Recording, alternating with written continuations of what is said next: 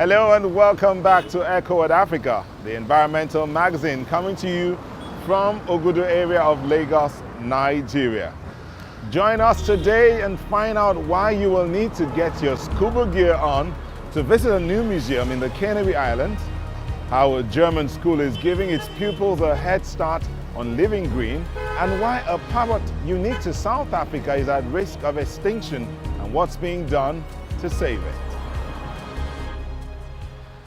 And we continue the show today looking at a young man living in the Kenyan capital of Nairobi, Cyrus Kabiru. He is an artist who's becoming very busy. He's most popular for Sea Stunners, a pair of glasses he created and wears.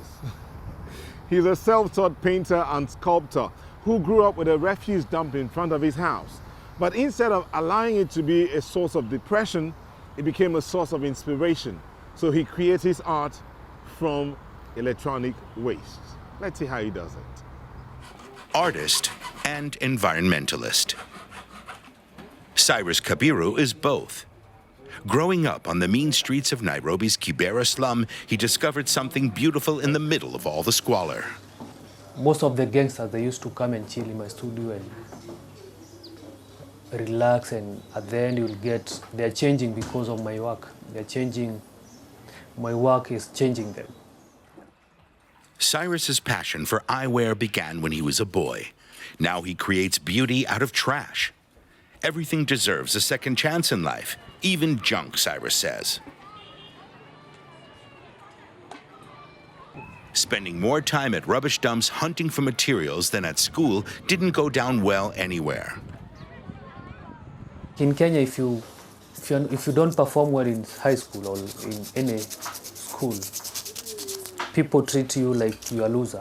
They're making us to hate our life, like they're not encouraging us like in our future. An artist community in Nairobi has been Cyrus Kabiru's home for a while. Here he's made friends like fellow artist Meshach Oyero, who accept him the way he is. For the better part, he's easygoing, but there's like an element of difficulty in him. He is a funny character, very funny indeed. He can make you laugh when you don't want to laugh. And you can laugh when it's not mostly appropriate to. Yeah, that's the kind of person he is. Cyrus is also a serious businessman. His unique artworks become hugely popular. They can fetch up to $1,000 a piece on the art market. That's the thing I'm trying to fight with. Like, I want you to buy my work because you like it. I don't want you to buy my work because you want to help me. So that's why I'm saying, like, we are too much poverty, selling poverty than creativity. Electronic refuse and other recycled material takes on a new life in Cyrus's work. Cyrus is convinced his funky eye art will make a splash. Not bad for a boy from Kibera slum who resisted societal pressure and only did what he enjoyed most. The island of Sao Tome, off the coast of Nigeria, was once known as the Chocolate Island during colonial times. But after the Portuguese left, the industry collapsed. Now a cooperative is bringing it back to life. The production of S&atilde's fair trade and bio-cocoa has gone from strength to strength since it was founded 4 years ago. Let's take a look behind the scenes and see how that delicious chocolate is made.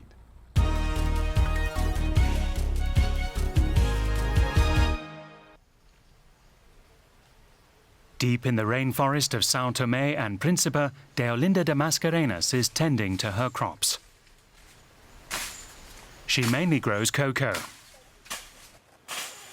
Her harvest may be small, but that doesn't bother her. She says it's all about quality. It's all organic, which is important to me. Cocoa is used to make chocolate that people want to eat and enjoy. So it's got to be healthy. We don't use any chemicals. It's more expensive to buy organic. So I can make more money with organic products. Com biológico ganha-se mais dinheiro. The cocoa beans are extracted and brought to a processing facility a few kilometers away.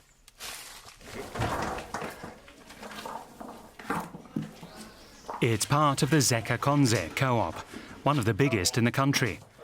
The plant buys all its cocoa from its 900 members. That cuts out expensive middlemen.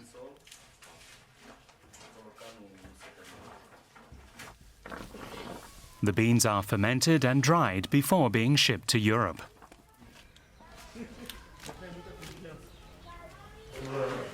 In the office, the farmers catch a glimpse of the final product in an advertisement for a German chocolate company. Many of them have never tasted this chocolate, but they're glad to be doing business with a fair trade company and earning more than they otherwise would.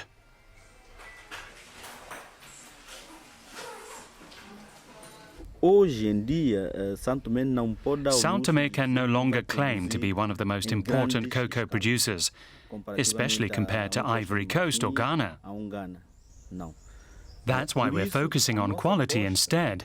While we may not be able to match Ivory Coast's production level, quality is our strength. I'd even go as far as to say that our cocoa is the best in the world. The uninhabited islands of São Tomé and Príncipe were discovered by Portuguese explorers in the 15th century. They went on to develop a plantation economy which relied heavily on slave labour. The country subsequently became the world's largest producer of cocoa. After a period of unrest, São Tomé and Príncipe ultimately gained independence in 1975. Since then, its cocoa industry has collapsed. Poverty is endemic. Deolinda de Mascarenhas is glad to be part of a revival. Members of the co-op meet regularly to discuss how to further boost the industry. The meetings of our co-op are always very fruitful because it's us, the farmers, who discuss the targets and rules. We talk about everything happening within the co-op. It's all transparent. Deolinda de Mascarenhas takes us to the house the co-op helped her build. Since the death of her husband, the mother of 5 has struggled to forge a better life for herself and her children. All of her current earnings go towards the construction. It's quite difficult to raise money here, but I want to fulfill my dream, and with my cocoa sales, I'm very optimistic. Bit by bit, Deolinda de Mascarenhas' life is improving. The co-op is currently supporting the construction of a school and working on improving the local water supply. After years of hardship, Deolinda is now very hopeful that one day she'll be able to hand over a stable family business to her children. Now, learning to look after the planet can never start too early. The sooner young people learn to save energy, the more central it becomes to their lives, putting habits in place for generations to come. That's why the Schiller School in Rheinfelden, southern Germany, is training environmental envoys to encourage their peers to live green. Let's see how they're doing their bit for the environment.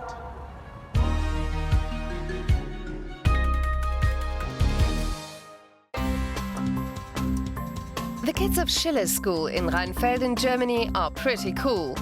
They know that one day their generation will decide the future of our planet. So, together with their teachers, they've decided to go green. Many of the classes there focus on energy consumption and waste reduction. Instead of teachers, older pupils educate their younger counterparts. The pupils have managed to reduce their energy consumption and save thousands of euros. Every year, the teenagers invite the public to try some experiments. Last year, over 500 people attended the event in the inner city of Rheinfelden. The experiments are fun for the kids, and they raise environmental awareness amongst youth and adults alike. We like that. If you are also doing your bit, tell us about it. Visit our website or send us a tweet. #DoingYourBit. We'll share your stories. We stay in Germany now to meet the Mouth Raiders, an initiative offering a taste of nature right in the heart of the bustling capital city. The lime trees that fill Berlin's urban parks, who knew they could make a delicious salad? Nature is on our doorsteps, that's what the Mouth Raiders say, and where there's nature, there is something good to eat. They're out on a hunt, searching for something to eat. At last, they taste some success. A lime tree in a Berlin park. Welcome to the world of Mundräuber, or Mouth Raiders. The tender leaves here are the best. Just pluck them and try. You'll be surprised. Marcel Severit is a first-timer. He advises companies on sustainability. Now he's discovering another aspect of green living. I think it's very interesting. I found about this on the internet. I didn't know there was so much to eat there. Mundraub is an organization that encourages people to go back to the nature and discover its known and unknown treasures. On today's menu is a tree salad. The Mundräuber are scouting for all available leaves and flowers in the neighborhood. The leaves are especially tasty between April and May. I want to show people that nature is just at the doorstep, and wherever nature is, there's something to eat. It's now time to relish the riches of the natural treasure hunt. A salad made of robinia flowers and lime tree leaves, spiced up with spruce shoots. I'm not sure if I'll eat a lime salad every day. Probably not. But when I pass by these plants next time, I'll recognize them, and that is a great experience.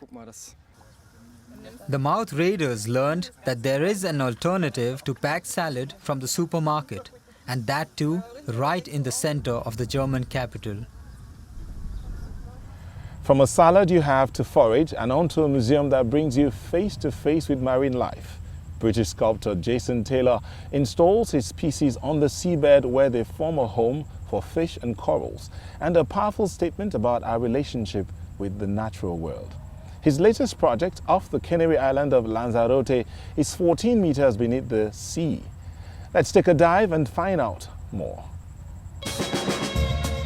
We're taking a trip to Los Colorados Bay in the south of the Spanish island of Lanzarote to visit a new kind of museum.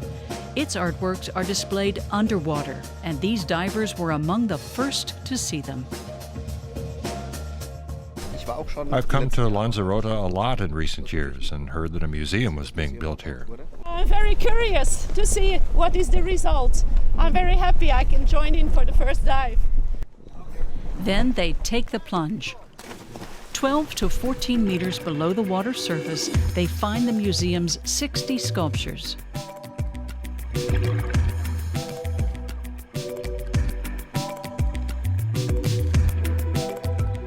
Many were modeled on residents of Lanzarote.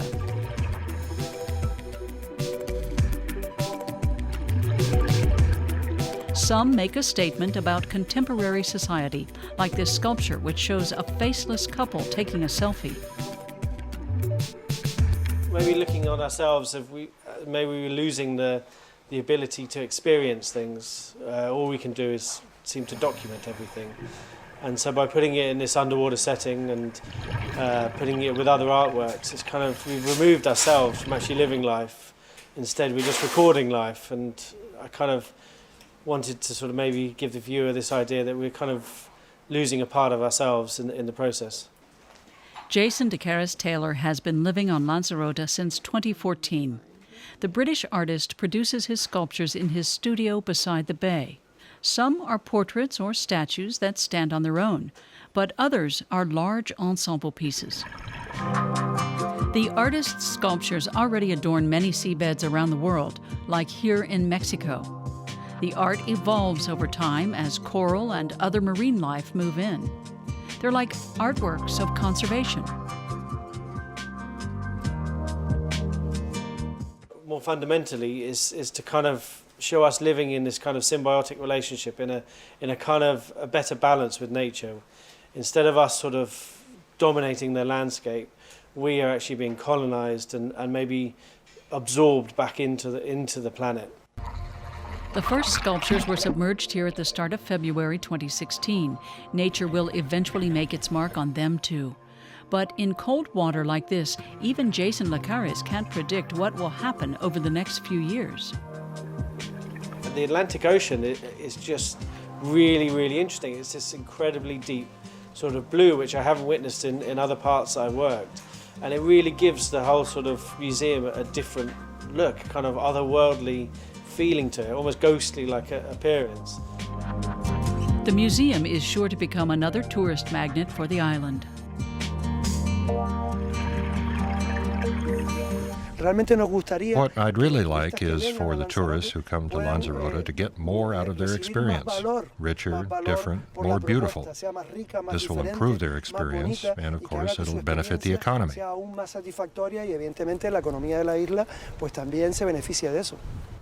The first guests enjoyed their visit to the Museo Atlantico. Diving schools are now hoping they'll be followed by many more visitors. It just brings something totally new, and all the dive schools will be able to take their customers there. Of course, they need to be accredited and have their eco guides, which go there. This will bring business, it will create jobs, and it will just bring more income for the whole island. The Underwater Museum won't be complete until January 2017. By then, another 300 artworks will have been installed on the ocean floor.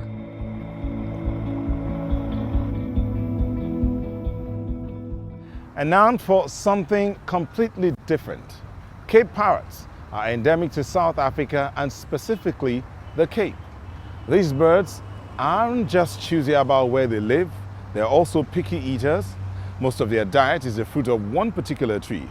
So, add deforestation, climate change, and a rapidly spreading virus to the mix, and you can see why they need the Cape Parrot Project to save them from extinction.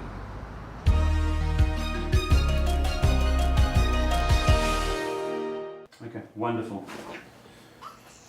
Once this wild Cape parrot is back to full health, she'll be released. She's been suffering from cytokine beak and feather disease. Conservation biologist Steve Boys runs a project to save the Cape parrot from extinction and rebuild its populations. There are only 1,000 left in the wild. Beak and feather disease is highly contagious and represents a mortal danger to the species. When this bird was first brought in, she was in a very bad way. She was very thin. She was in an awful condition. I'm surprised that she survived and that she's progressed as well as she has. To me, it's absolute revelation. This robust, strong-looking The virus makes the feathers fall off and the beak develop lesions. This patient could no longer fly and was stuck on the branch of a tree when Boys and his team came to the rescue. She remained in poor health for a year and a half. Then Boys started to feed her and some other sick birds the species' favourite traditional food, the fruit of the yellowwood tree. As soon as we started feeding them yellowwood fruits, after trying everything, we started to see the virus go down in their blood.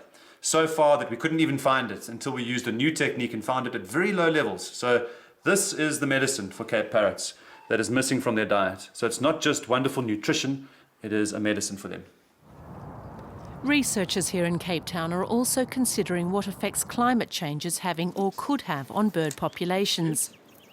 How will vegetation and animal populations react if temperatures rise and rainfall drops?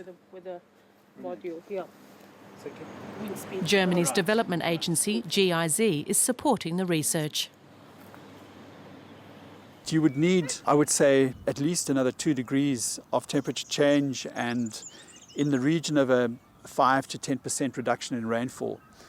You know, if you're looking at that kind of a scenario, that I would think is going to start having an adverse effect on Afromontane forests. If their forest habitats are further reduced, the Cape parrots might be wiped out. Their food of choice is already hard to find, because countless yellowwood trees, once very abundant, have been felled. This fine specimen is 1,000 years old. The forests were full of mature yellowwoods until the commercial loggers came. Yellowwoods were part of the Industrial Revolution in South Africa. Millions of these trees were removed for railway sleepers and mining timber to send it underground. But today, yellowwood, because of its beautiful colour, is one of the most valuable timbers on earth. A mature tree fetches 25,000 to 30,000 euros. Although the government has set limits on the number of trees that may be felled, illegal logging continues. As you can see, with the sawdust still here, this is very recently logged. The leaves are still alive. Everything in the upper canopy is still alive. So this was in the last week. We have now lost another 200-year-old, 250-year-old yellowwood tree. Though yellowwood fruit may be the perfect food and contain an antiviral agent, it's now scarce, and the birds have turned to acorns and pecans. But they contain toxins and too much fat and sugar. Cape parrots need cavities to breed in, but suitable natural cavities are in short supply now. So the Cape Parrot Project has put up hundreds of nesting boxes. Steve Boyes checks to see if they're in good condition and can keep out the rain. The project is also planning to reforest large stretches of land with yellowwood trees. Then the parrot will once again have their perfect food, the year round. The Cape Parrot Project pays villagers to tend seedlings of yellowwood and other indigenous species, about €1 per tree, and more money to look after them later. This project is very good for us as a community, because when we get money out of this project, we buy things like chairs and tiles to make the community hall beautiful. In this one valley, 10,000 trees have already been planted. There should be 1 million more to come.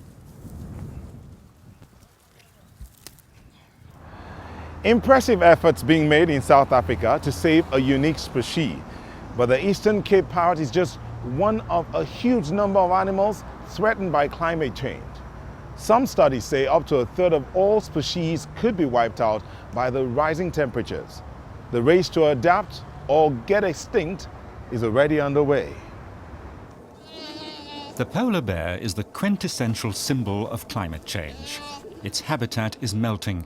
But global warming also affects other animal species all over the world. Every added degree of temperature has its consequences. What effect does climate change have on animals? With global warming, the vegetation in large areas of the Earth changes, and with it, the food the animals live on. Take the koala, for instance. Its habitat is eucalyptus forests, and its main food, the leaves of the trees. But too much carbon dioxide in the air changes the chemical composition of the eucalyptus leaves, making them toxic to koalas and threatening these highly specialized marsupials with extinction. Other species can react to climate change by fleeing. Researchers have calculated that on average, species move nearly 17 kilometers towards the North and South Poles or climb about 11 meters higher in the mountains every 10 years, searching for cooler places to live. That's 3 times faster than previously thought. They look for new habitats that are as similar as possible to their old ones. Storks are more often going further to the northeast to nest. These birds find their food in moist earth, and wetland areas in Central and Western Europe are shrinking. A few species benefit from climate change, the bark beetle, for instance. With rising temperatures, it's spread ever further, damaging trees and entire forests, and that in turn destroys the habitats of other animals. In general, the more adaptable a species, the greater its chances of survival. But some species react more sensitively to change than others. The Intergovernmental Panel on Climate Change predicts that 1 in 3 species will die out if global warming continues. That wraps up the show today. Thanks for joining us, and make sure you're back next week for another edition of Echo at Africa. In the meantime, join the environmental debate on our social media platforms. They're showing on your screen. And you can also tell us about your own efforts to add a tiny bit to the protection of the environment. From Lagos, Nigeria, bye-bye.